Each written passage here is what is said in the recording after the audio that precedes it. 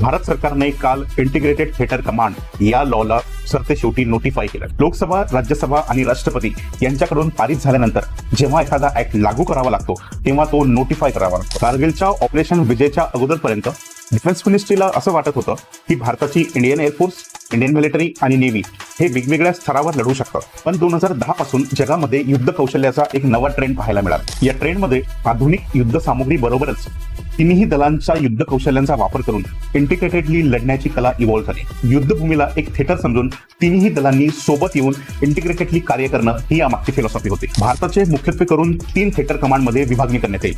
Western command, जिचं headquarter जयपूरला असेल, eastern command, जिचं headquarter लखनौला असेल, आणि मेरिटाईम कमांड, जिचं हेडक्वार्टर कर्नाटकमध्ये असेल. भारतीय थलसेना, वायुसेना आणि नौसेना यांना वेगवेगळ्या रीतीनं पराक्रम करताना आपण आजवर पाहिलं.